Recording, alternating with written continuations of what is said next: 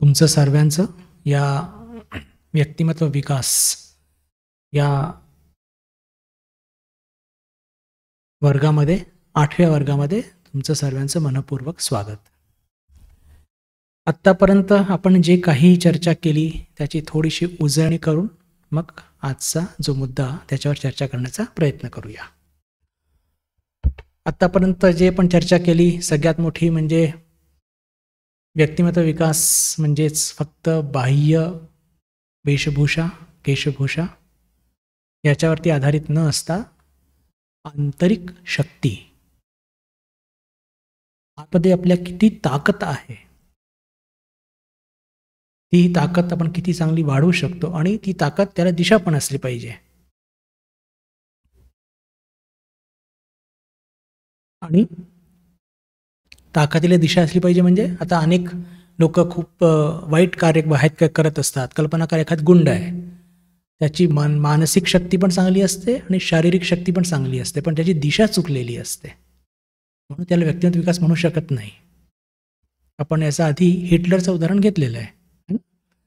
तर आंतरिक शक्तीचा विकास म्हणजेच खऱ्या अर्थाने आत्मविकास. आणि ते करण्याकरता मग आपण अनेकदा चर्चा केली होती की कसं आपल्या जीवनामध्ये एक आदर्श निवडावा, त्या आदर्शाचं सतत चिंतन करावं, त्याच्या शिकवणीचं चिंतन करावं. आणि साधारणपणे या वर्गामध्ये 3 आपले आयकॉन आपण निवडलेले आहेत. पहिलं स्वामी विवेकानंद, दुसरं छत्रपती शिवाजी महाराज, तिसरं अब्राहम लिंकन. याच्या व्यतिरिक्त अनेक होऊ शकतात, त्यात काहीच गैर काही नाही आहे. फक्त त्या आदर्शाचं सतत चिंतन करून दिशा आणि शक्ती दोन्ही मिळवायची आहे. आता हे सर्व करत असताना त्याचे अनेक विभिन्न पैलू त्याच्यावरती सुद्धा आपण खूप चर्चा केली. आज जो मुद्दा घेऊन मी तुमच्या पुढे उपस्थित आहे की अपयशाला सामोरे कसे जायचे. आणि व्यक्तिमत्व विकासाच्या या आपल्या विकासाचे जे टप्पे आहेत त्याच्यामध्ये मला असं वाटतं की अपयशाला सामोरे जाण्याची ताकदच खऱ्या अर्थाने आपलं व्यक्तिमत्व घडवत असते. खूप महत्त्वाचं आहे बरं. आपल्या जीवनामध्ये आपण खूप मेहनत करतो, अनेकदा आपल्याला अपयश सुद्धा लाभत असतं, पण त्या अपयशाला मात करण्याची ताकद कुठून येते तर ती चारित्र्याच्या शक्तीतूनच येत असते, ती व्यक्तिमत्वामधूनच येत असते. कोणतीही शक्ती बाहेर आहे का? पहा, स्वामी विवेकानंद म्हणतात, all power is within you, you can do anything and everything. सर्व शक्ती तुमच्यामध्येच विद्यमान आहे आणि तुम्ही काहीही करू शकता, सर्व काही करू शकता. स्वामी विवेकानंदांच्या जीवनामध्ये अनेक खडतर प्रसंग आले. छत्रपती शिवाजी महाराजांच्या जीवनात अनेक खडतर प्रसंग आले. लक्षात घ्या, छत्रपती शिवाजी महाराज जेव्हा मोहिमेवरती जायचे तर त्यांना स्वतःच्या मानसिक आणि शारीरिक शक्तीवरती कॉन्फिडन्स होता. तो कॉन्फिडन्स आधी होता. म्हणजे कधी असं फार महत्त्वाचा मुद्दा आहे बरं, लक्षात घ्या. म्हणजे माझ्याकडे 500 हे आहेत, सैनिक आहेत आणि समोरच्याकडे 200च आहेत, याच्यावरती छत्रपती शिवाजी महाराजांचा कॉन्फिडन्स नव्हता. किंवा आपल्या जीवनामध्ये आपल्याला जे व्यक्तिमत्व घडवायचं आहे, जी शक्ती जागृत करायची आहे, ती कधी पण कोणत्याही बाह्य गोष्टीवरती न असता स्वतःवरती ती विश्वास आधी असला पाहिजे. आणि म्हणूनच एक अतिशय सुंदर वाक्य स्वामी विवेकानंद म्हणतात, he is an atheist who do not believe in himself. The old religion said he was an atheist who did not believe in God, but the new religion says he is an atheist who does not believe in himself. ज्याच्या स्वतःवरती विश्वास नाही तो नास्तिक. ज्याचा स्वतःवरती विश्वास नाही तो नास्तिक. जुना धर्म म्हणत असे की ज्याचा ईश्वरावर विश्वास नाही तो नास्तिक. पण नवा धर्म असा म्हणतो की ज्याचा स्वतःवर विश्वास नाही तो नास्तिक. आणि ह्या परिभाषेची जर आपण ॲनालिसिस केलं, आपल्याला स्पष्टपणे जाणवतं मित्रांनो की ज्याचा स्वतःवरती विश्वास नाही तो देवावरती विश्वास ठेवू कसा शकतो. हे पहा, जितका विश्वास आपल्या सर्वांचा आपल्यावरती असेल ना, तितकाच विश्वास आपण ईश्वरावर ठेवू. एक थोडंसं गंमत म्हणून घेतोय, ईश्वरावरती विश्वास त्याची काही मोजमाप करता येत नाही, पण तरी ठीक आहे, जर आपला विश्वास 10% आपल्यावरती आहे तर आपला ईश्वरावरती सुद्धा विश्वास 10%च असणार. असं कधी नाही होणार की माझा स्वतःवरती 10% विश्वास आहे आणि देवावरती माझा पूर्ण विश्वास आहे. आपण बोलीच्या भाषेत अनेकदा म्हणतो, नाही माझा देवावरती पूर्ण विश्वास आहे, बरं मी रोज गणपतीला जातो, मी रोज असं करतो, मी रोज तसं करतो.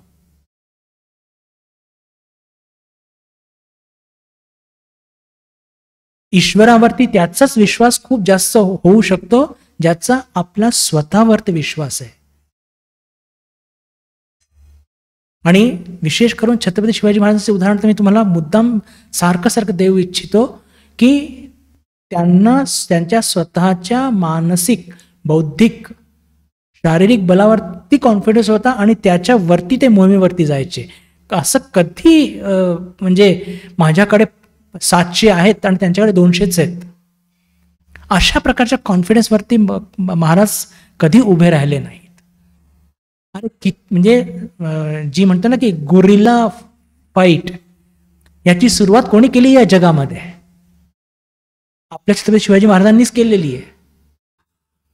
एकदम छोटीशी एक ग्रुप घेऊन जायचा आणि तो छोटासा ग्रुप घेऊन कदाचित 50 किंवा 100 असतील खूप झाले तर, आणि त्या 100-50 मध्येच समोर 500 आहेत की 800 आहेत, त्यांना नेस्तनाबूत करून गड जिंकायचे.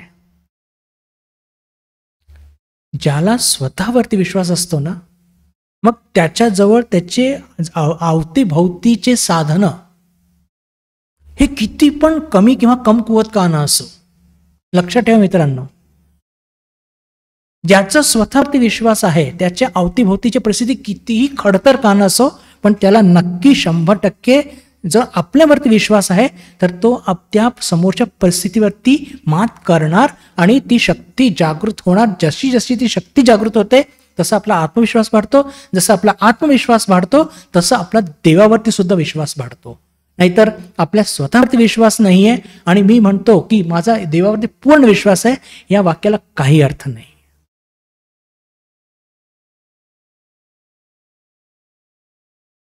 जितक्या आत्मविश्वासाने तुम्ही आपल्या जीवनाचा संग्रामला सामोरे जातात, तितकाच विश्वास तुमचा देवावरती. लक्षात ठेवा, मी रोज गणपतीला जातो आणि मी रोज मारुती पुढे नारळ फोडतो, हे काही विश्वासाचे मापदंड नाही आहेत, बरं लक्षात ठेवा.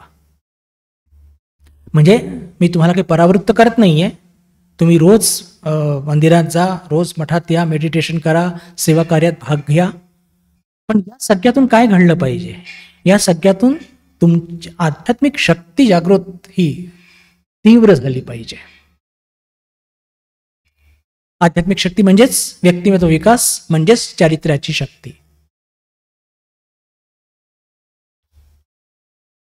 मला पूर्ण विश्वास आहे की तुम्हाला ही वस्तू पटत असेल की जितक्या विश्वासाने तुम्ही जीवनाच्या संग्रामाला सामोरे जात आहात, तितकाच विश्वास तुमचा ईश्वरावरती आहे. असं कधी होणार नाही. पुन्हा पुन्हा सांगू इच्छितो, मी ते वाक्य पुन्हा म्हणतो की ज्याचा स्वतःवर विश्वास नाही तो नास्तिक. जुना धर्म म्हणत असे की ज्याचा ईश्वरावर विश्वास नाही तो नास्तिक, पण नवा धर्म असा म्हणतो की ज्याचा स्वतःवर विश्वास नाही तो नास्तिक. He is an atheist who does not believe in himself. The old religion sed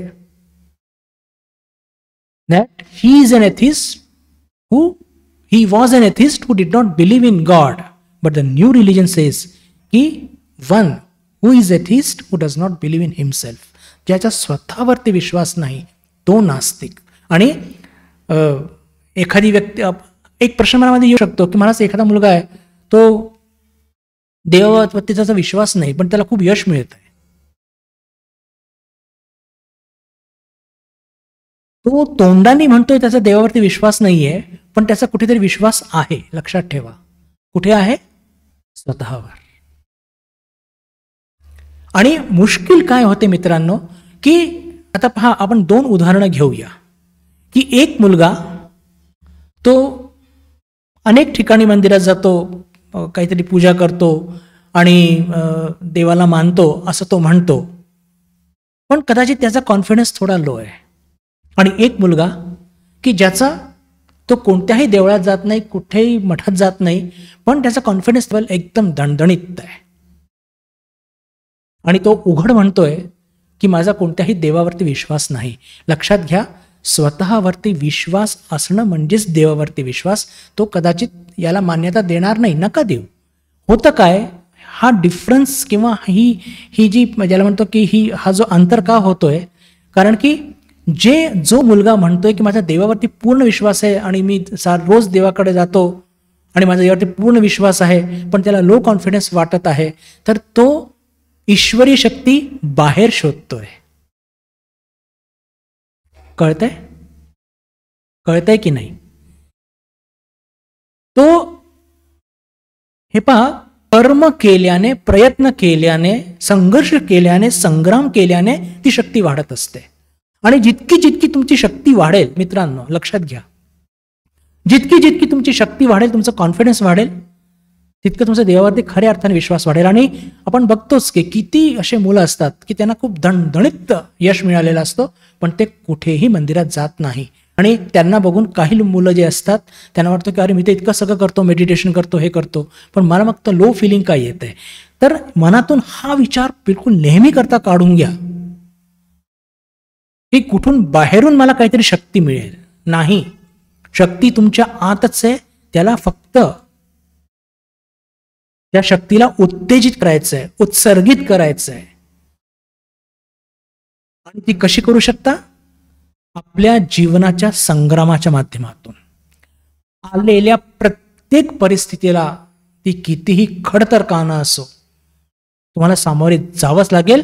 आणि जसे जसे, आणि लक्षात घ्या, असा विषय काय की अपयशाला सामोरे कसे जायचे. आणि याच्यामध्ये चारित्र्याच्या शक्तीचा फार मोठा भाग आहे.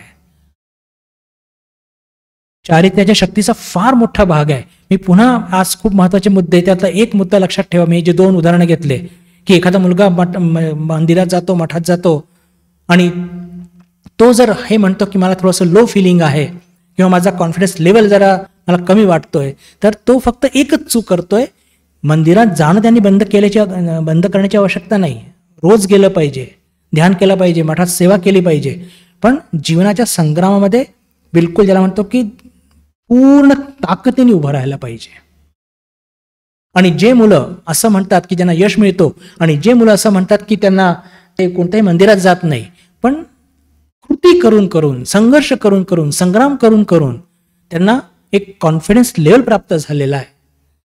आता ते कदाचित म्हणतात की मी मंदिरात जात नाही, पण ते पण मंदिरात जरी जात नसतील तर त्यांना काय वाटतं की मंदिरातून शक्ती मिळते का? हे बघा, मंदिरातून शक्ती केव्हा मिळते की जेव्हा आपण आपल्या दिलेले कर्तव्य योग्य पद्धतीने पार पडतो, आपल्या सामोरे आलेले संघर्ष, संग्राम याला सामोरे जातो. मग संग्राम करता करता कदाचित अपयश आलं तरी चालेल, पण अपयशाच्या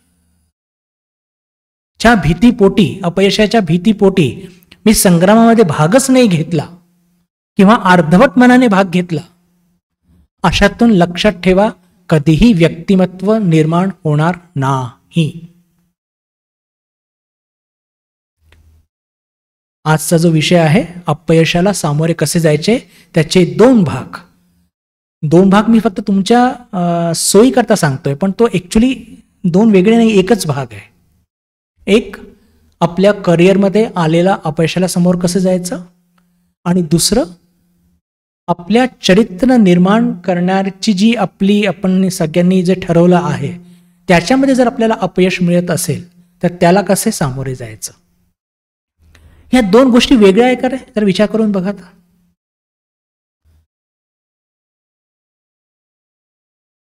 मी आता मठात जातोय संध्याकाळी 7:15 ते 7:15, याच्यामध्ये मी चरित्र घडवतोय आणि बाकीचे 23 तास मी माझं करिअर घडवतोय, असं कधी होतं का?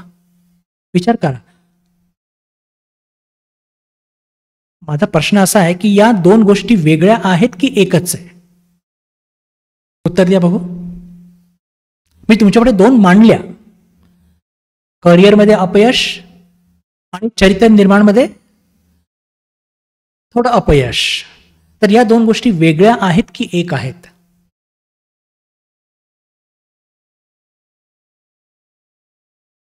लवकर लवकर, वेळ जातोय. ज्यांना असं वाटतंय की हे एक आहे त्यांनी हात उचलावा.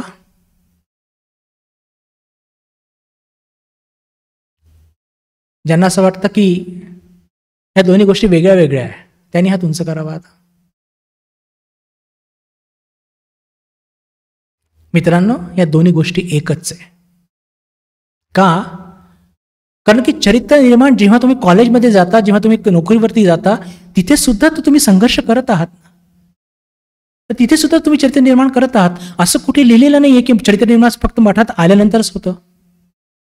जीवनाच्या प्रत्येक संघर्ष तुम्ही जे करत आहात, प्रत्येक धडे तुम्ही जे घेत आहात, त्या प्रत्येक धड्यातून तुम्ही काहीतरी शिकत आहात. म्हणजे काय की तुमच्या आतमध्ये काहीतरी एक तुम्ही स्ट्रोक मारत आहात आणि ती शक्ती बाहेर येते. हेच आहे ना चरित्र निर्माण. वेगळं काही आहे का? चर्चा केलेली आहे पण याच्या आधी, बरोबर की नाही? की चरित्र निर्माण म्हणजे कसं असतं मित्रांनो. एक कल्पना करूया, एक छोटंसं उदाहरण घेऊ. त्या उदाहरणामध्ये की एक समजा एक छोटीशी टेकडी आहे आणि ती टेकडी याची बनलेली, ग्रेनाइट स्टोनची. ग्रेनाइट स्टोन तुम्हाला सगळ्यांना माहिती आहे ना. आणि मी तुम्हाला सांगितलं की त्या ग्रेनाइट स्टोन या पूर्ण या छोटीशी ही जी पर्वती आहे तिच्या बिलकुल मध्यभागी खूप किमती हिरे जवाहरात सगळे आहेत आणि ते तुम्ही सगळे फोडा आणि ते तुम्ही घेऊन घ्या. तुम्ही काय कराल? ते एक छिन्नी असते, हातोडा असते, ते घ्याल आणि स्ट्रोक माराल आणि स्ट्रोक मारून हळूहळू त्या ग्रेनाइटला फोडून आतमध्ये शिरण्याचा प्रयत्न करणार. बरोबर की नाही? मित्रांनो, चरित्र निर्माण एक्झॅक्टली हीच विधी असते की जीवनातून आपण जे काही संग्रामामधून धडे घेतोस, जीवनाच्या संग्रामामध्ये तुमच्यापैकी कोणी नोकरी करतंय, तुमच्यापैकी कोणी कॉलेजमध्ये जात आहे, तुमच्यापैकी कोणी MPSC करतंय, कोणी CA करतंय, कोणी बिझनेस करतोय. तर आपण सगळेजण जे काही हे धडे घेत आहोत, हे संघर्ष करत आहोत, म्हणजे काय करत आहोत की आपण एक संघर्ष करतो म्हणजे एक स्ट्रोक मारतो, एक त्याची चिप बाहेर येते आणि आपण आतमध्ये जातो. म्हणजेच काय की आपली ती शक्ती बाहेर येते आणि आपलं चरित्र निर्माण होत असतं. तर आपण आज जी चर्चा करत आहोत की ज्याचा स्वतःवरती विश्वास नाही तो नास्तिक. आणि त्यातून आपलं व्यक्तिमत्व कसं घडवायचं आणि विशेष करून की अपयश जेव्हा येईल त्या अपयशाला सामोरे कसं जायचं. स्वामी विवेकानंद एक फार सुंदर वाक्य म्हणतात. ते वाक्य मी आधी वाचतो आणि मग त्याची चर्चा करूया आणि शेवटी एक उदाहरण घेऊया. स्वामीजींनी एका पत्रात म्हणतात, neither money pays nor name nor fame nor learning, it is character which will cleave through the adamantine wall of the difficulties. पुन्हा वाचतो, neither money pays nor name nor fame nor learning, it is character which cleaves through the adamantine wall of the difficulties. आपल्या जीवनामध्ये त्याचा मराठी अर्थ असा आहे की चारित्र्याची शक्ती कशी माणसाला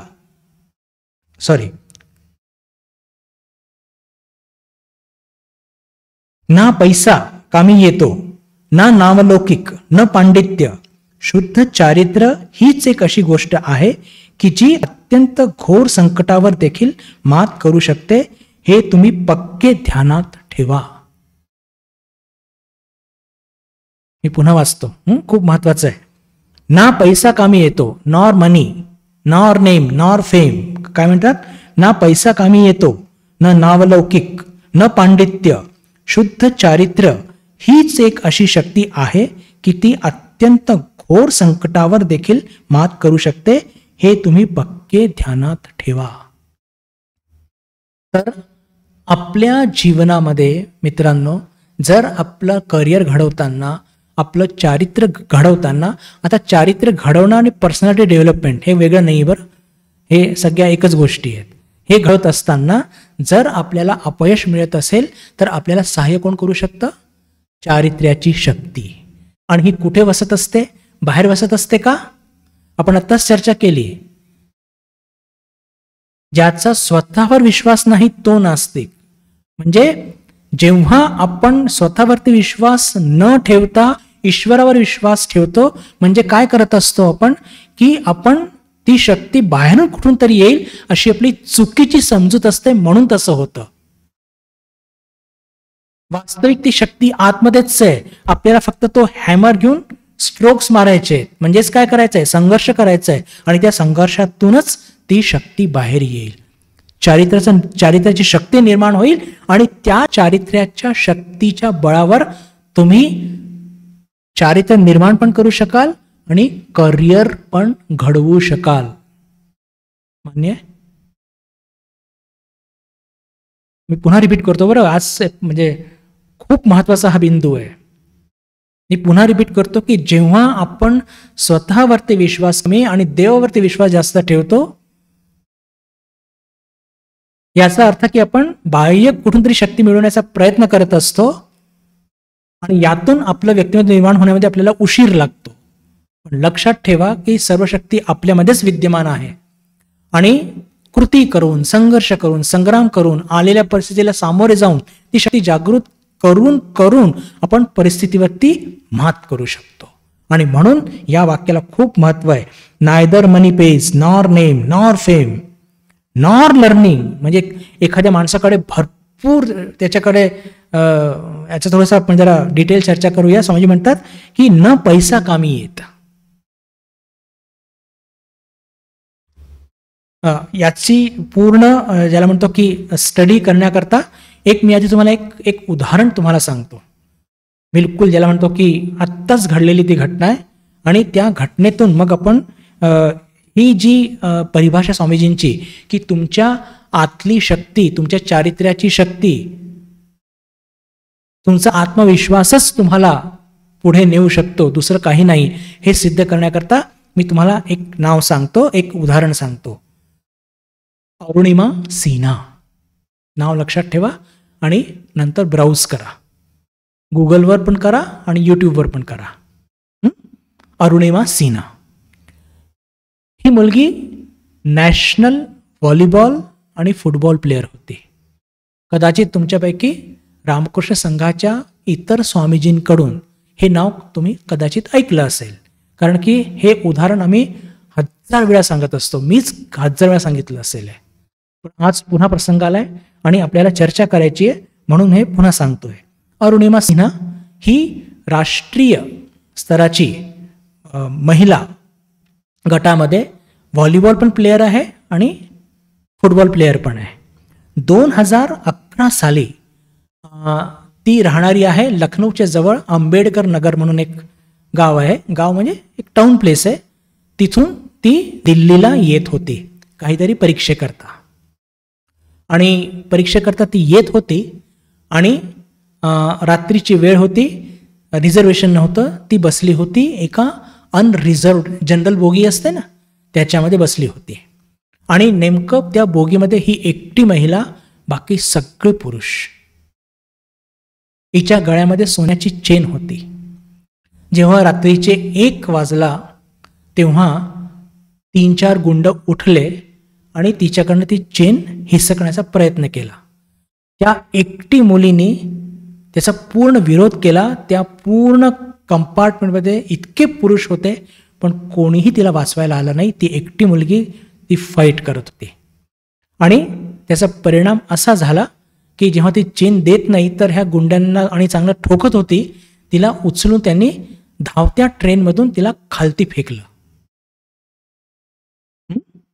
आणि खालती फेकल्यानंतर जशीच ती दुसऱ्या रुळावरती पडली, आणि पडल्यानंतर आता ती म्हणजे पडली ते थोडंफार ते लागलं, ती स्वतःला सावरून आता उठणार तितक्यात त्या रुळावरती समोरून धाड धाड धाड धाड करत दुसरी ट्रेन आली आणि तिचा एक पाय बिलकुल ज्याला म्हणतो की पूर्णपणे कट झाला.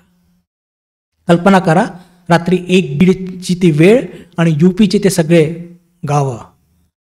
रात्रभर ती मुलगी ओरडत राहिली सहाय्य करता. आता जंगलमध्ये कोण तिला सहायता देणार? ती स्वतःची वर्णन करून लिहिते की म्हणजे ती ट्रॅकवरती अशी पडली होती आणि तिच्या अंगावरनं 49 ट्रेन्स गेल्या. किती? 49 ट्रेन्स.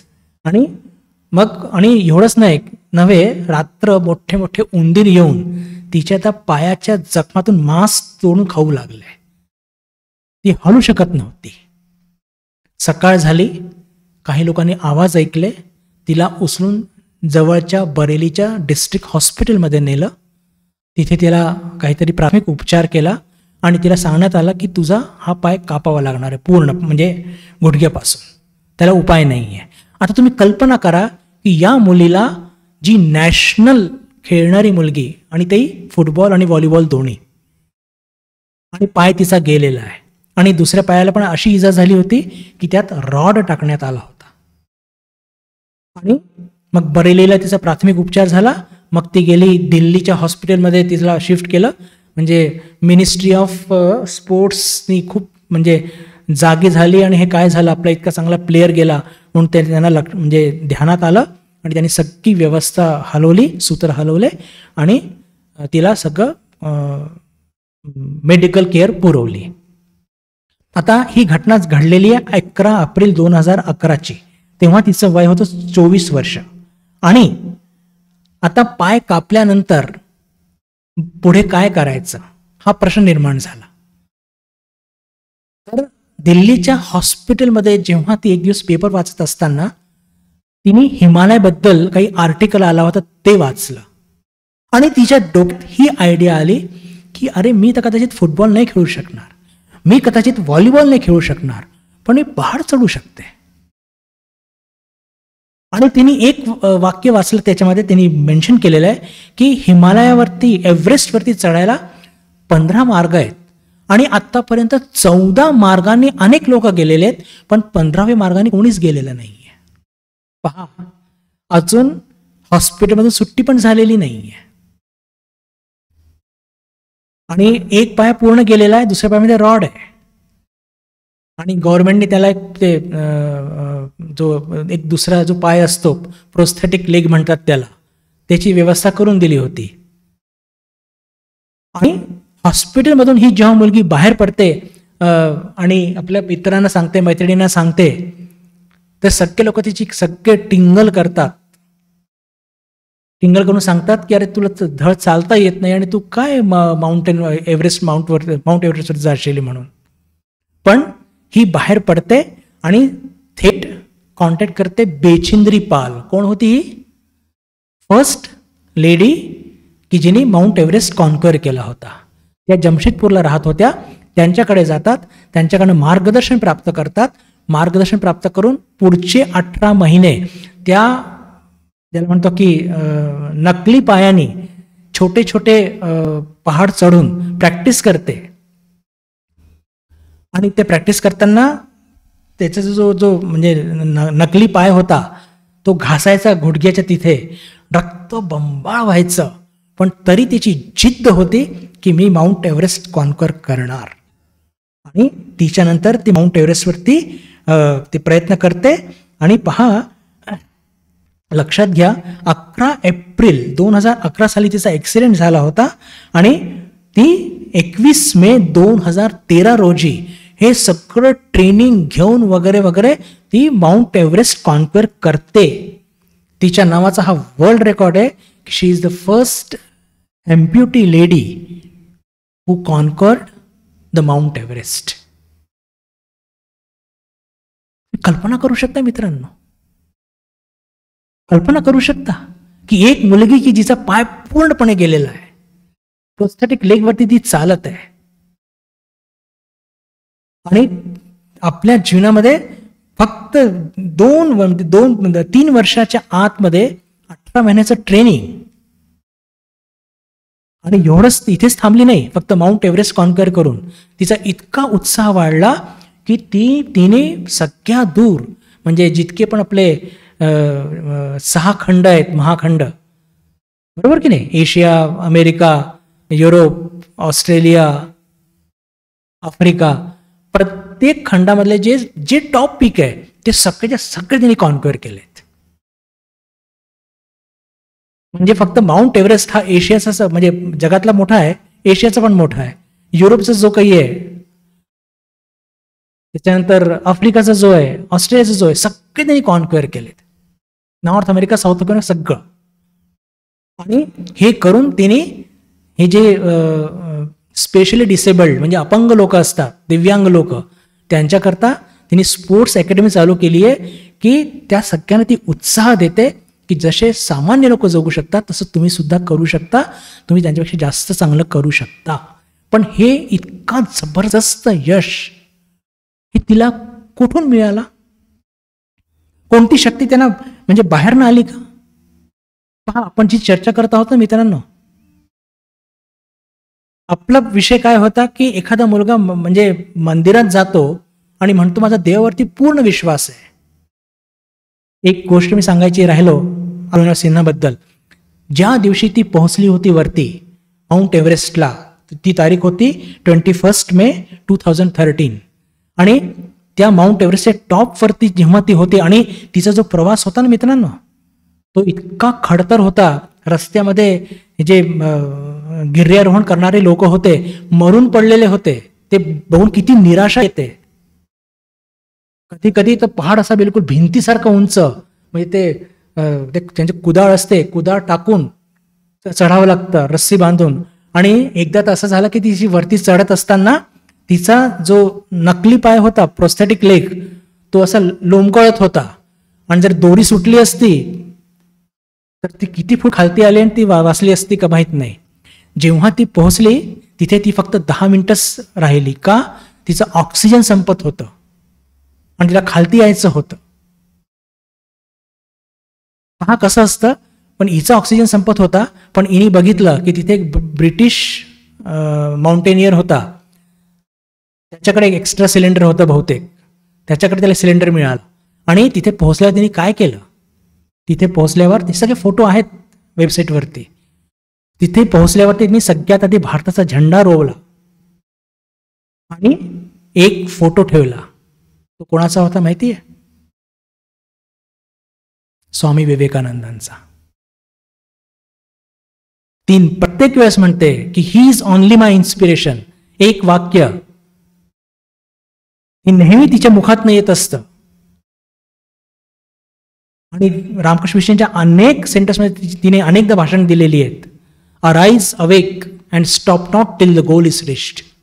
उठा, जागे व्हा, जोपर्यंत तुमचं उद्दिष्ट प्राप्त होत नाही तोपर्यंत थांबू नका. आता आपण या घटनेचा याच्यामध्ये खूप म्हणजे तिने काय काय चॅलेंजेस फेस केलेले ते खूप इंटरेस्टिंग आहे. ते तुम्ही तिचे एक पुस्तक पण त्यांनी लिहिली स्वतःवरती, ते वाचा, तुम्हाला खूप इन्स्पिरेशन मिळेल. तर आता जे स्वामीजींचं आपण चर्चा करत आहोत की ही सगळी ताकद कुठून मिळते? बाहेरून मिळते का? नाही, आपल्या आतमध्ये सुद्धा ती ताकद आहे, फक्त ती ताकद आपल्याला जागृत करायची आहे. आणि म्हणून स्वामीजी म्हणतात, neither money pays nor name nor fame nor learning, it is the character. म्हणजेच काय? Confidence which cleaves through the adamantine wall of the difficulties. ही मुलगी 3 वर्षाची असताना हिचे वडील वारले, म्हणजे हिच्याकडे पैसा वैसा काहीच नव्हता. सामान्य कुटुंबातली मुलगी, आई कुठेतरी सरकारी नोकरी करायची, त्यातून हे कुटुंब चालायचं. म्हणजे neither money pays nor name nor fame. तिच्याकडे नेम फेम हे आत्ता आलंय, पण जेव्हा तिला ट्रेनच्या बाहेर फेकलं, जेव्हा ती प्रॅक्टिस करत होती गिर्यारोहणची, तिला काही नेम फेम मिळालं होतं का? काहीच नव्हतं मिळालं. Neither money pays nor name nor fame nor learning. शिकली सवरलेली आहे, जी काही तिचं शिक्षण UG PG झालं असेल, त्या शिक्षणामुळे ती गिर्यारोहण ती करू शकली का? नाही. मग इट इज द कॅरेक्टर म्हणजेच काय की स्वतःवरती जो एक विश्वास, म्हणजे तिला तिच्या घरच्यांनी खूप सपोर्ट केला, पण इतर एन्व्हायरमेंटने तिला इतकं डिस्करेज केलं होतं की तू हे सोड वेडेपणा. जे त्याच्या 18 महिन्याच्या ट्रेनिंगमध्ये त्याच्या मित्र त्याला ते बघून इतके त्याला हे करायचे की आम्हाला तुझ्याकडे बघवत नाही, तू हे मूर्खपणा सोड. पण ती म्हणायची मुझे मालूम है की जो चीज मुझ में है वो इन लोगों में नहीं है.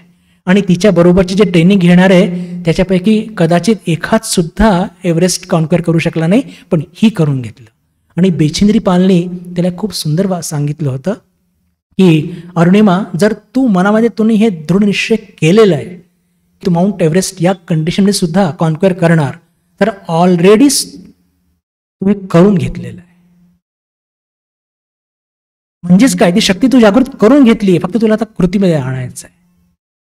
तर लक्षात घ्या, ही जी परिभाषा आहे ही कॅरेक्टर ज्याला म्हणतो ना आपण, म्हणजे आपल्याला वाटतं कॅरेक्टरची फार एक तोकडी परिभाषा आपण वापरतो. कॅरेक्टर म्हणजे काय, एक्स बरोबर भरणे, नियम पालन करणे, हे भाग आहेत कॅरेक्टरचे. आणि दारू न पिणे, लाच न घेणे, लाच न देणे, स्त्रियांकडे चांगल्या दृष्टीने बघणे, हे सगळ्या गोष्टी जरुरी आहेत. पण कॅरेक्टरचा खऱ्या अर्थ काय की ती जी शक्ती आहे, म्हणजे कॅरेक्टर म्हणजे काय, it is a bundle of habits. बरोबर, कॅरेक्टर म्हणजे काय, पर्सनॅलिटी म्हणजे काय, it is a bundle of habits.